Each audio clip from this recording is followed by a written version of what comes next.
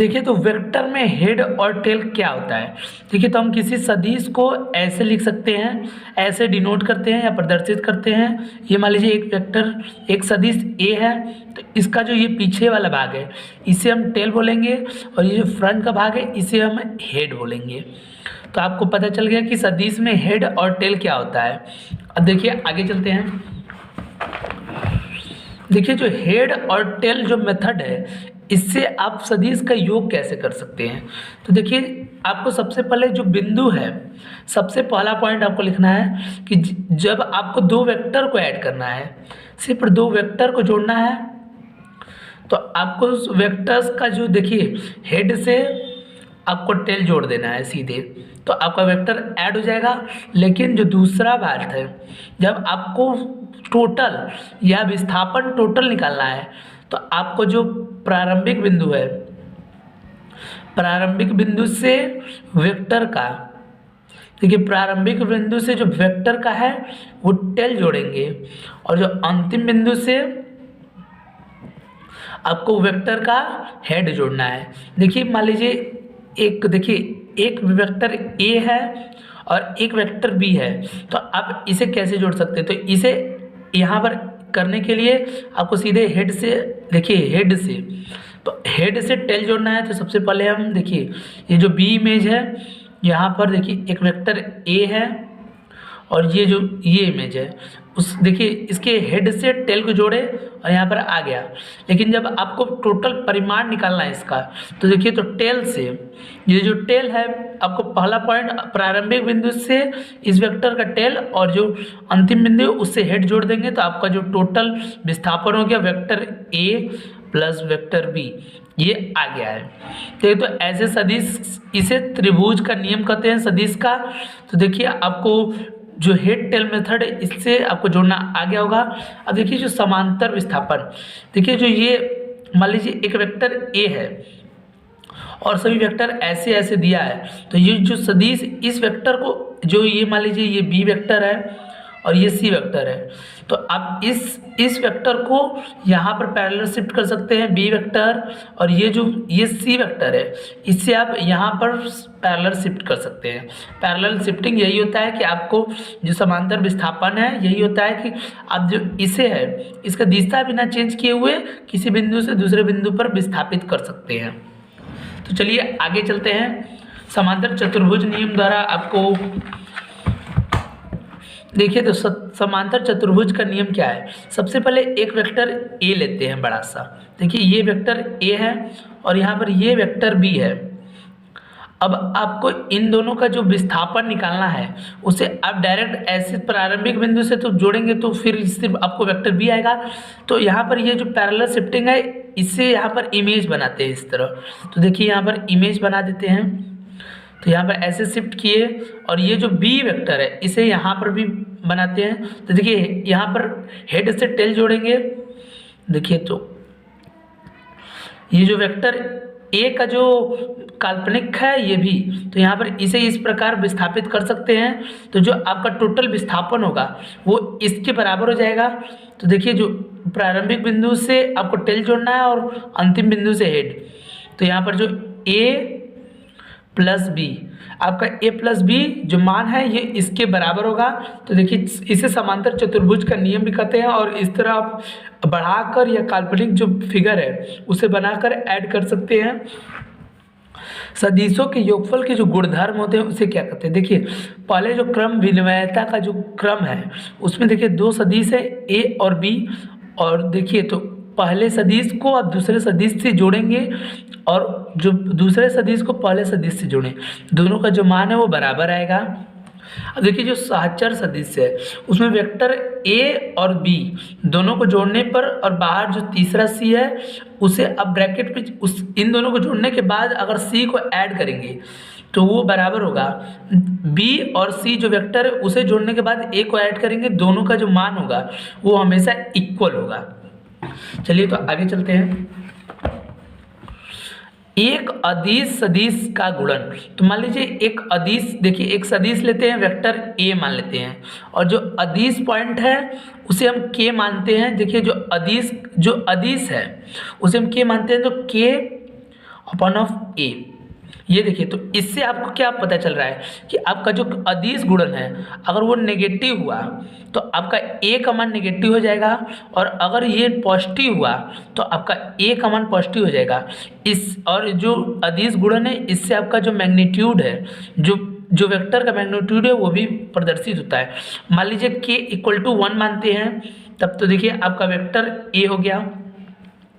देखिए k equal to अगर 2 मानेंगे तो देखिए 2a हो जाएगा, तो यहाँ पर 2a हो गया।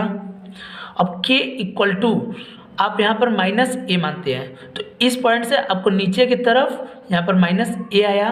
देखिए, तो अब k इक्वल टू आप हाफ ऑफ ए मानेंगे, तो देखिए k इक्वल टू हाफ माना, तो यहाँ पर देखिए जो वेक्टर है इसका आधा हो गया और हाफ ऑफ ए आ गया। तो आपका जो अदिश गुणन है वो हमेशा से आपका इस पे मैग्नीट्यूड होता है। और देखिए जो संरेख का जो वो होता है, देखिए कोई भी जो राशि होती है वो k अपॉन ए, ये आपका संरेख का फॉर्मूला होता है। अगर किसी को संरेख साबित करना है तो आप उसमें से k कॉमन लेकर अगर b का मान उसके बराबर आ रहा है a का मान, तो आप अगर k इक्वल टू 1 मान लेंगे तो देखिए b अपॉन ए हो जाएगा, vector b upon vector a। तो k का मान अगर अदिश गुणन a या कुछ भी दो लिखने पर अगर आपका जो a का मान a बराबर b हो जाएगा तो वो हमेशा संरेख होगा। संरेख होने का भी गुणधर्म पता चल गया। अब देखिए एक सदिश के घटक क्या होते हैं, तो सदिश के घटक के लिए सबसे पहले देखिए हम ये x एक्सिस है, ये y एक्सिस है और ये z एक्सिस है। यहाँ पर देखिए तो x एक्सिस को आप i से डिनोट करते हैं, y एक्सिस को j से और इसे k से।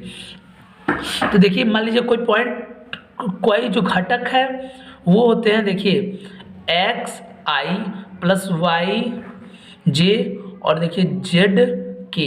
तो देखिए i आपको x एक्सिस को डिनोट कर रहा है, j आपको y एक्सिस और जो z k है वो आपको k एक्सिस से, और जो x y z है वो पॉइंट दिया है। यहाँ पर x एक्सिस पर 2 पॉइंट दिया है, मान लीजिए 2 दिया है, तो यहाँ पर आपको x 2i हो जाएगा, और यहाँ पर j एक्सिस पर आपको 3 दिया है तो यहाँ पर 3j हो जाएगा, और यहाँ पर देखिए z एक्सिस पर 5 दिया है तो यहाँ पर 5 पॉइंट ऑफ k हो जाएगा ये। और इसका जो परिमाण निकालते हैं वो OP का magnitude equal to under root of 2 का होल स्क्वायर प्लस 3 का होल स्क्वायर प्लस 5 का होल स्क्वायर।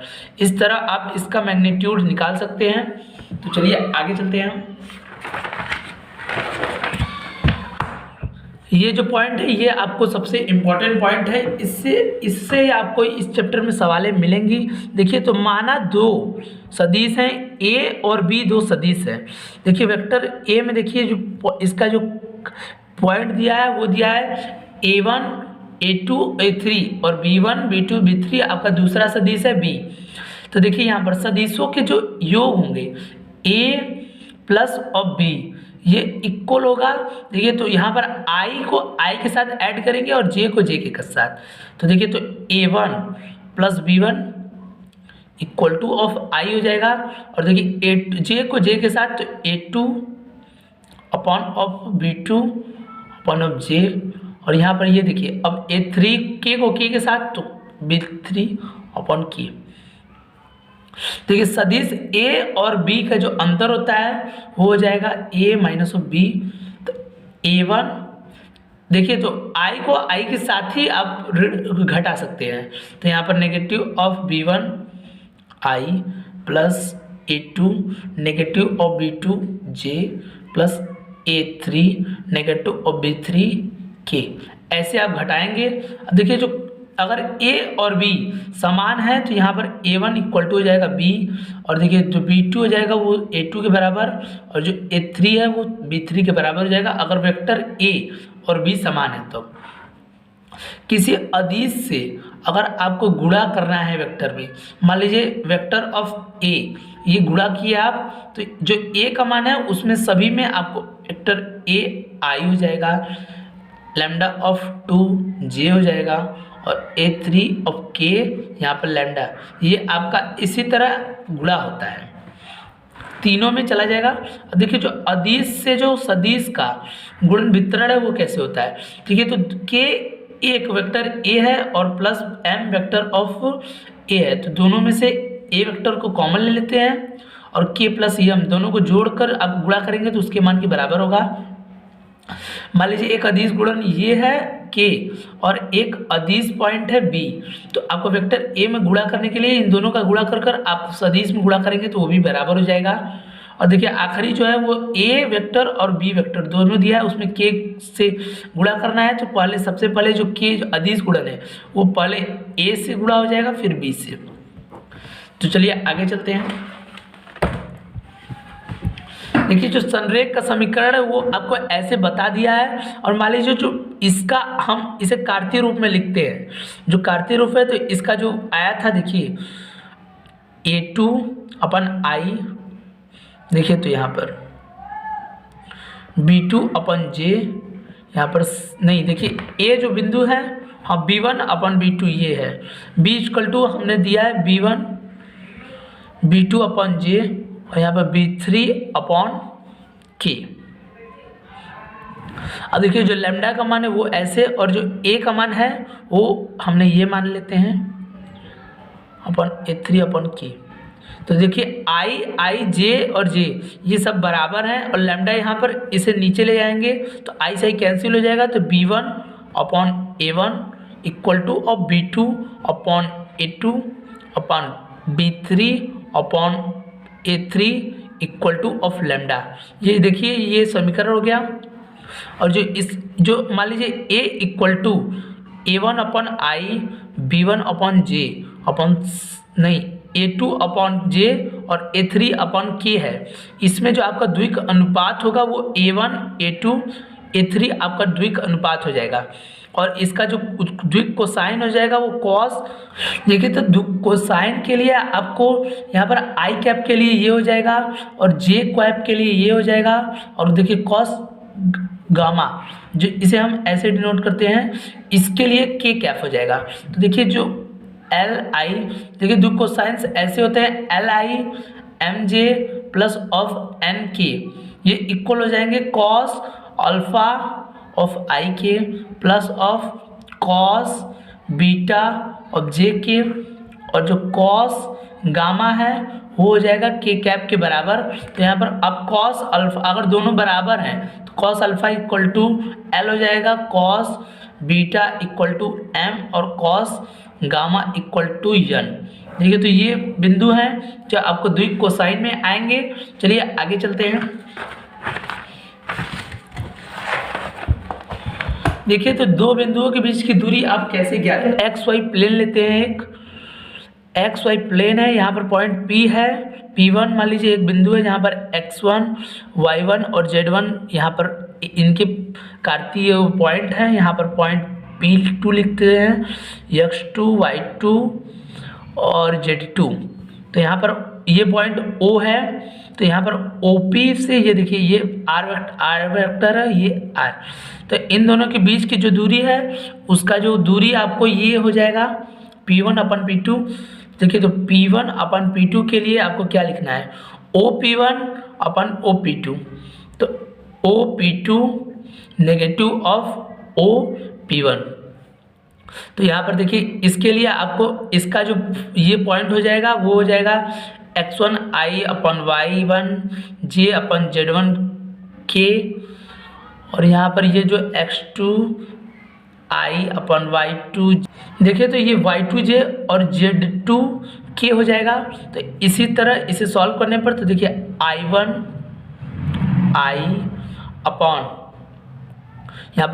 यहाँ पर देखिए Y1J/Z1K, और इसे आप नेगेटिव करेंगे X2/I plus Y2/J plus Z2/K।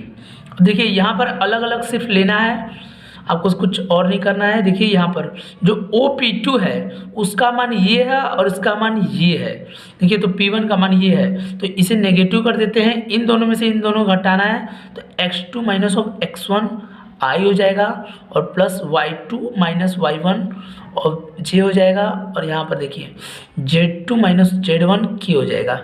ये आपका फॉर्मूला हो गया, और आपको इसका मैग्नीट्यूड निकालना है। OP आप देखिए P1 P2 का जो मैग्नीट्यूड है वो आपको अंडर रूट में x2 माइनस x1 का whole square plus y2 minus y1 का होल स्क्वायर प्लस देखिए z2 माइनस z1 का होल स्क्वायर, ये हो जाएगा। देखिए जो खंड सूत्र होता है वह अंतःविभाजन। देखिए तो मान लेते हैं एक देखिए वेक्टर b है और एक वेक्टर a है। इस पॉइंट से आपको यहाँ पर एक पॉइंट P मानते हैं, यहाँ से आपको ये विभाजन का सूत्र होता है। तो देखिए यहाँ ये जो आपको यम और यन के अनुपात में बांटा गया है, तो यम का ऐसे हो जाएगा, इसका गुणा इससे हो जाएगा, इसका गुणा इससे।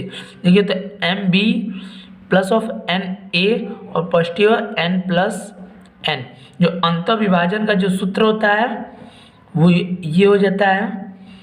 देखिए ये वेक्टर ए है और ये वेक्टर बी, और ये पॉइंट पी पर आपको काट रहे हैं एम और एन अनुपात में, तो इसका फॉर्मूला एम का गुणा बी से हो जाता है, वेक्टर बी से, और एन का गुणा इससे। और देखिए जो बाह्य विभाजन है उसका मतलब क्या होता है, एक पॉइंट ये एक वेक्टर बी है और ये एक वेक्टर ए है, यहाँ से इन दोनों का जो शॉर्टेस्ट डिस्टेंस है ये आ जाता है। इस पॉइंट पर देखिए ये जो ए पॉइंट पी है यहाँ पर आपको निकालना है।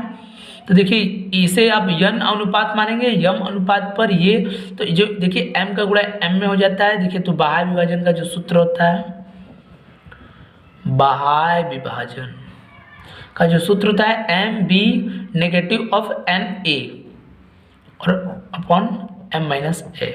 अगर वीडियो पसंद आया तो वीडियो को लाइक करते, चैनल को सब्सक्राइब जरूर कीजिएगा। धन्यवाद।